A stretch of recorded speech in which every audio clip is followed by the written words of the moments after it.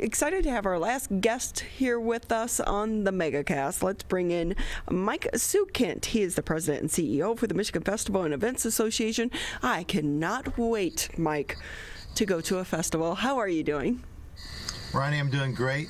Tyler, thank you for having me on. I appreciate being part of this. And yes, we are bringing back the fun in 2021.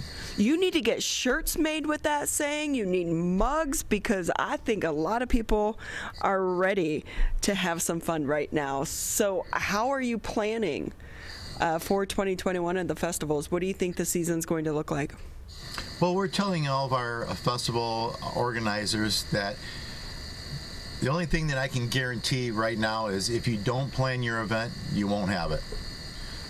And I know that sounds very profound, but it's the truth. You're better off to plan it and make a plan A and a plan B in case you have to modify it. If you have to cancel it, so be it. Everyone will know it. But if you don't plan it, it won't happen. Some good news: the state of New York is opening up festivals and events, so that's a good sign. And I believe that the numbers are showing that the curves are downward, and they've been trending downward for quite some time. So I'm looking forward to it, and we're going to have them. What's so hard about this is what you were just saying there, Mike, is the numbers are trending down. But we also know the numbers can just as easily trend up, and that can make planning some of these events a little bit challenging. Well, that's true. It can. But in addition to the numbers trending down, the number of vaccines being available is also trending up. So between the two, I'm very optimistic. So what are your thoughts about the vaccine? Do you think it's going to basically get to the time that in order to attend some of these events, such as festivals and concerts and sporting events, people are going to have to show that they've had the vaccine? Ronnie, I don't want to speculate on what the regulations are going to be on that. That has been an open discussion on how you're going to be able to prove that, whether or not you're going to be able to prove that, whether or not an employer is going to make it mandatory or not mandatory. There's a lot of discussions behind all that. One of the things that I heard is that it's going to be a windfall for attorneys. You're right. Yeah, the attorneys always win during this time, right? Or these types of debates. Exactly.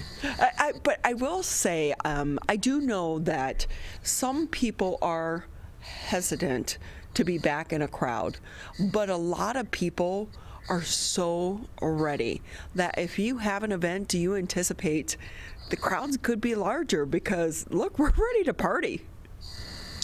Well, yes.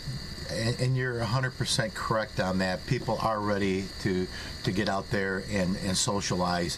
There have been some events already this year that have had some fantastic numbers of attendees, and they were not spreader events. The statistics were not there. There was a very good event in St. Clair Shores, middle of January. They had a huge turnout on that. The attendance was more than what was expected. For the most part, people were social distancing, and they were wearing their mask, and they were behaving themselves, and it was huge. Frankenmuth had their Winterfest the last weekend in January, and they scaled it down. They sent the ice carvers home before everything happened, and they still had a huge event. Friday night was very slow. A friend of mine called me and said, are you here in Frankenmuth? I said, no, I'm not. He says, good, because the only thing we have here right now is cold. But on Saturday, the sun was shining. Frankenmuth is a community of just over 10,000 people. They're 7 miles off of the expressway, and the expressway exit was backed up a mile down the road, people trying to get off to go to Frankenmuth. Now, keep in mind, this was the weekend prior to restaurants being open. Wow. So it was a scaled back event, but the population, people wanted to get out there. They wanted to, they would go into the restaurants, they would order their food, and they'd take them out and find some place to dine outside. The gift shops, the bakeries, a friend of mine owns a bakery up there, showed me a picture of the bakery, and the line was 2.5 hours long to get in there to get their stuff, and people are standing in line for it because people are hungry to get out there and start resuming life. That is so true. Mike Szukhent with us here on the MegaCast. He's the president and CEO for the Michigan Festival and Events Association. And Mike, can you talk to us a little bit more for us that maybe we attend some of these events and festivals, but we don't really understand the level of commitment and dedication it takes and coordination to pull off some of these events? What is the behind the scenes like to be able to have an event or some of these festivals? Well, Ronnie, it's really a twofold question. One is how to put on an event. What goes into it? There's permitting. There's permitting from the community to be able to have that event. There's permitting from the health department if you're going to be serving food products in that event. There's and now because of COVID, it's the health department for what your guidelines are. And my response to that is, don't ask the health department, what do I got to do to be able to have an event? Go to the health department with your plan. Because if you're asking them to put together their plan, they have more than enough on their plate to keep them busy. They're just going to say, you can't do it. So you have to you got to take the responsibility to come up with your plan. You need to talk with your local law enforcement, whether it's a county, township, village, city, and say, this is how we're planning on handling traffic control. And obviously, you need to follow the CDC guidelines. Now, the other part of that equation is festivals and events in the state of Michigan is a $1 billion economic impact on our economy. So it's huge. The number of the nonprofits, the charities that are benefiting from festivals and events did not get in 2020 the $15.5 million that they would have normally gotten with festivals and events. So it's not just that fun thing that happens that everybody likes to go to. There is an economic impact on those events. Well, and if someone out there is thinking about putting on such a festival or event and they haven't done so before, they need to reach out to your industry, because you guys are the experts to give them that advice to be able to do it and pull it off. What has been the experience in working with some of the township officials and getting some of these permits? The township official, everybody's autonomous, so it depends on the organization and what their feelings are on it. And the same thing goes with the health departments. We have the HHS that gives their recommendation and their mandates, but each of the local health departments have the ability to interpret how those are going to be implemented. And it could be as different as one community. The city doesn't want to have it because they want to keep everybody safe, but the township or the county says, come on across the street onto our property and you can have the event. I mean, it is really literally that different. Wow, it's so crazy and so hard to plan for these things as well. Is it better for people, if they're thinking about doing this, to have them outdoors? Obviously, the outdoor events are safer. If you're going to do an indoor event, it's all about air filtration and air circulation to be able to keep the air moving so it doesn't become stagnant. It's the same thing. I mean, when did we get our spike? Our spike happened when the cold weather hit and everybody started being indoors. So yes, the outdoor events are better than the indoor events. Yeah, but right now we're in the middle of an Arctic freeze and our numbers are going back down. So do you look at those numbers and you go, hey, this is a positive sign? they are positive signs. That's why I say I am very optimistic. I'm optimistic with the numbers going down as far as new cases and the death rate. I'm optimistic because the number of vaccines and vaccinations that are happening are going up, and I'm also excited to see that a state such as New York is opening up festivals and events, and those things are all trending in a positive direction. Yeah. Now, as I said, follow the guidelines. Make sure you keep yourself safe, your patrons safe, your volunteers safe, and your employees safe.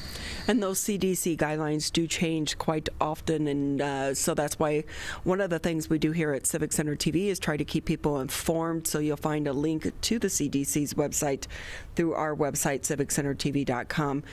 Because I've read through some of these guidelines, Mike, and I have to say, they can be so confusing. Mm-hmm. Well, that's why I say you really need to you need to look at them, and you need to put together your plan and submit that to the health department and say, is this something that is acceptable to you? Well, and obviously, okay, right here in Michigan, we're in the middle of the winter, and there are typically festivals going on right now, but really it's the summer and spring and summertime, big festival times as well as the fall time. What's your prediction? What's the festival season going to look like? Going to be a slow start. I'm hoping that June will be back to normal. According to Michigan Department of Transportation, they are expecting by the beginning of April that travel will be up to numbers better than what we were a year ago. And they are also saying that by July 4th, our numbers should be back to normal as far as travel goes. Now, the festivals and events, that's a different story.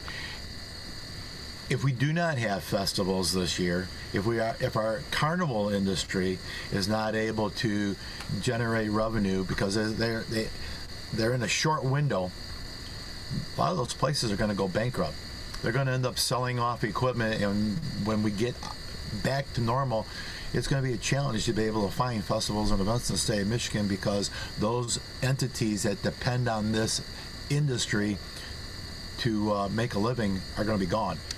Oh, yeah. And, I know that they've tried to support them through grants and some of these other loans, but it doesn't make up for that loss of revenue. For me, I'm looking forward to, it's kind of like the sign of the summer here in the Metro Detroit area when you have the St. Mary's big festival over there. I live right around the corner. It's great. You can walk down, get a candy apple and my big donut ear, and I just cannot wait. What's your big festival that you're looking forward to? All of them. You're going to every single one this year, huh? My wife and I bought a travel trailer this year because that seemed to be the thing to do. I've got new video camera, and we are planning on hitting the road and videoing festivals and events and showing them on our YouTube page. That is so awesome. That's a good way to spend your summer as well as your fall, and I'm glad that your wife is willing to go along with that. Mike, I'm going to tell you that I think calories shouldn't count this festival season. Let it all go, yes. When did they? Yeah, those lemonades. Oh gosh, like that freshly squeezed lemonade. I love it. It's so. It's just like you don't get that type of food and the atmosphere anyplace else. Mike, anything else before we say goodbye that you want people to know? Well, if you want to find out about the festivals and events in your area or anywhere else around the state of Michigan, or if you want to look at the guidelines and the recommendations, everything that we have is available at michiganfun.com. And so I know that one of the good things, Mike, they're saying that they are hoping at any rate any individual that wants to have a vaccine should be able to have one by July, which of course is in the middle of the festival season, but also going into the big fall season as well. Do you anticipate that, or COVID-19 testing is going to be a part of people getting access into some of these festivals? Well, first Just of all, hard to say. Well, the COVID vaccine is going by priority. So your first responders are getting it, and those people over 65 are getting it. And the reason why they're getting the vaccine to those populations first is because they're the most vulnerable. The younger adults are less vulnerable to that. So as they start to get it, it becomes better. I think that late June, early July, we should be, I wish I had a crystal ball to say this was the way it was going to happen, but then if I had a crystal ball, I'd be playing Powerball and getting the numbers on that also. So my chances are being correct are about the same. But I really do anticipate that the festival and event and fairs and everything will be at a normal pace come the end of June, beginning of July. Well, I hope your crystal ball is correct. We so appreciate your time here today with us. Well, I thank you having me on the air. I really appreciate being a part of this. Well, when you're in the area, if you come down for the St. Mary's Festival in May, we'll see you there. I'll buy you a candy apple. I'll take you up on that. Thanks again, Mike Szukhent, with us here on the MegaCast. He's the president and CEO for the Michigan Festival and Events Association. Please take time to follow them on their social media sites to find out all of the fun events coming up here in 2021.